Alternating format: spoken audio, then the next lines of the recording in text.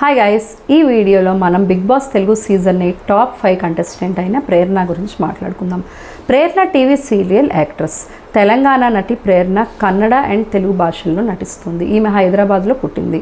June 18వ తారీఖున 1996లో మంగళవారం నాడు జన్మించారు. 2017లో హరహర మహాదేవ్ అనే కన్నడ సీరియల్తో టెలివిజన్ ఎంట్రీ ఇచ్చారు. అనంతరం తన అద్భుతమైన నటనతో రంగనాయకి వంటి సీరియల్స్లో అవకాశం దక్కించుకున్నారు.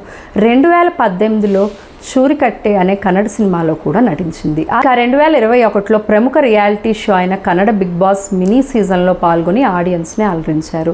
2022లో కృష్ణ ముకుంద మురారి అనే తెలుగు సీరియల్తో అడుగుపెట్టి తెలుగు ప్రేక్షకులకి ఫేవరెట్ నటి అయింది. ప్రేరణ శ్రీపాద్ను 2023లో వివాహం చేసుకుంది. కుటుంబ సభ్యుల సమక్షంలో అంగరంగ వైభవంగా పెళ్లి చేసుకుంది.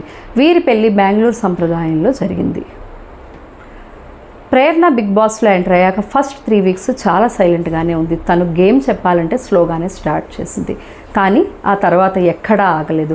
తను టాస్క్ వస్తే ఎక్కడా తగ్గేది కాదు. నామినేషన్స్లో కూడా తను ఫైర్ చూపించింది. ఖచ్చితంగా టాప్ 5లో ఉండే కంటెస్టెంట్ అని ఫస్ట్ 5 వీక్స్లోనే అర్థమైపోయింది అందరికీ.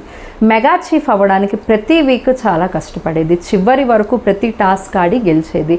ఎన్నో వీక్స్ అయినా కూడా చీఫ్ అవ్వలేకపోయింది. అయినా కూడా ఎక్కడ పట్టు విడవకుండా మెగా చీఫ్ అయింది. కానీ ప్రేరణకి అదే చాలా నెగిటివిటీ తెచ్చిపెట్టింది. హౌస్లో అందరినీ కమాండ్ చేయడం, మాటలు ఈజీగా వదిలేయడం, ఫుడ్ విషయంలో రెస్ట్రిక్షన్స్, ఇలా ఒకదాని తర్వాత ఒకటి ప్రేరణ గ్రాఫ్ మొత్తం తగ్గించేశాయి. ఎంత నెగిటివిటీ వచ్చినా ప్రతి వీక్ నామినేషన్స్లో ప్రేరణ సేవ్ అయ్యేది. అండ్ ఓటింగ్లో చూస్తే కూడా టాప్ 3లో ఎక్కువ ఉండేది. ప్రేరణకి బిగ్గెస్ట్ పిఆర్ ఉందని, అందుకే సేవ్ అవుతుందని చాలా రూమర్స్ అయితే ఉన్నాయి బయట.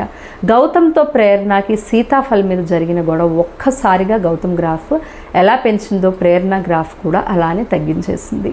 హౌస్ మేట్స్ చెప్తున్నా కూడా ప్రేరణ తను మాట్లాడే విధానం చేంజ్ చేసుకోలేకపోవడం ఇంకా కూడా తనకి చాలా ఎఫెక్ట్ అయింది. ఏదైనా ప్రేరణ టాప్ 5లో షూర్గా డిజర్వింగ్ కంటెస్టెంట్ అని మనం చెప్పాలి. ఇదండి ప్రేరణ మీద మన అనాలిసిస్. ఈ వీడియో నచ్చితే లైక్ చేయండి అండ్ నా ఛానల్కి సబ్స్క్రైబ్ చేయండి.